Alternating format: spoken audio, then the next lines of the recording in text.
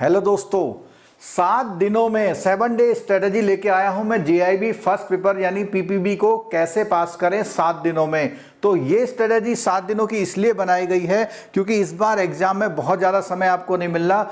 1 महीने में लगभग तीनों एग्जाम खत्म होने वाले हैं, 1 महीने से भी कम समय बचा है। तो मैं ये जो टॉपिक है इसमें 7 दिनों में पीपीबी का पेपर फर्स्ट पेपर पास कैसे करें इसको बताऊंगा।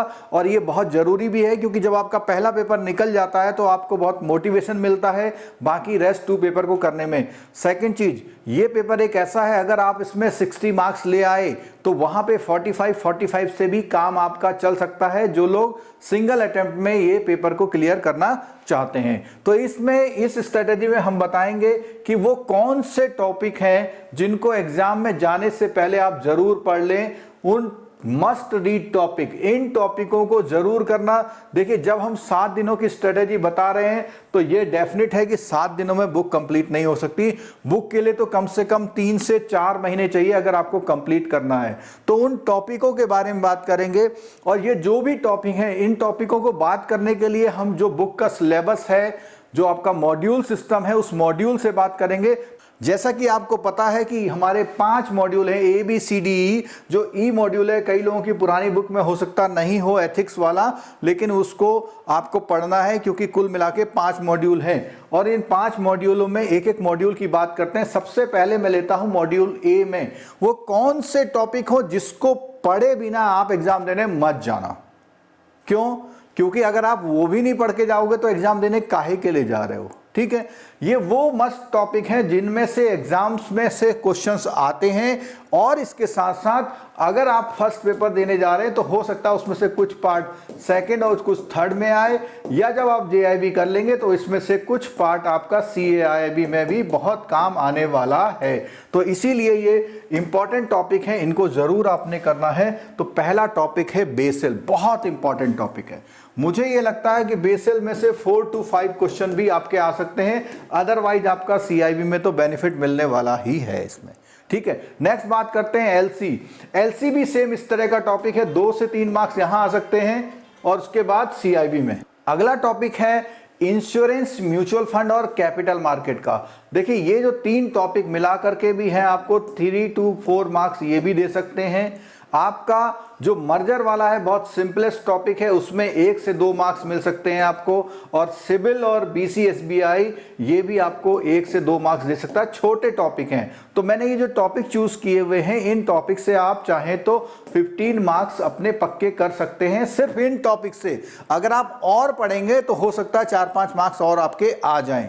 तो कुल मिलाकर के ये मॉड्यूल ए का स्ट्रेटेजी है। इन टॉपिकों को पढ़े बिना मत जाइएगा। अगर पढ़ने का समय नहीं है तो इनके सबके वीडियो यूट्यूब पर और मोबाइल एप्लीकेशन कोर्स में बहुत अच्छे बने हुए हैं, एक बार पढ़ लेंगे तो याद रहेगा आपको। ठीक है, नेक्स्ट आते हैं हम मॉड्यूल बी पर। अगर मॉड्यूल बी की बात करें तो ये टॉपिक हैं जिनको आपको जरूर पढ़ के जाना है, जैसे बैंकिंग ओम्बड्समैन और कोपरा। कोपरा का मतलब है कंज्यूमर प्रोटेक्शन एक्ट। तो ये जब आप पढ़ेंगे तो आपको थर्ड पेपर में भी पैरेलल बेनिफिट देगा, इसलिए इसे ढंग से पढ़िए। ओपनिंग ऑफ अकाउंट की बात करें, ये भी आपका इंपॉर्टेंट टॉपिक आता है, इसमें से भी 1-2 मार्क्स के क्वेश्चंस आपको मिल जाते हैं। उसके बाद है प्रायोरिटी सेक्टर एडवांसेस, बहुत इंपॉर्टेंट टॉपिक है और पिछली बार तो इसमें से 5 नंबर के क्वेश्चन भी आ गए थे आपके। तो फिर भी आप ये मानिए कि 2 से 3 मार्क्स के क्वेश्चन आपको प्रायोरिटी सेक्टर एडवांसेस या जो एग्रीकल्चर एडवांसेस को मिला करके इसमें से आ सकते हैं। और ये जो प्रायोरिटी सेक्टर एडवांस है, इस प्रायोरिटी सेक्टर एडवांस में अगर आप बात करें तो एक तो जैसे एग्री का है, एग्री के बाद एमएसएमई, ये 2 बहुत इंपॉर्टेंट एस्पेक्ट है, इन दोनों को करके जाइए। एमएसएमई में इस बार चेंज हुआ है तो जरूर ढंग से पढ़ के जाइएगा, पक्का क्वेश्चन आपके एग्जाम में वहां रखा होगा। और उसके बाद ये जो सिक्योरिटी चार्जिंग का टॉपिक है, जो लीगल में भी आपके काम आने वाला है, जिसमें सिक्योरिटी कैसे ली जाती है और उनकी चार्जिंग यानी उनको लीगली कैसे बैंक रखता है। तो बहुत इंपॉर्टेंट टॉपिक है। इस तरह से 10 से 12 मार्क्स आपको यहाँ पे बिल्कुल श्योरली मिल सकते हैं। अब बात करते हैं मॉड्यूल सी और डी की।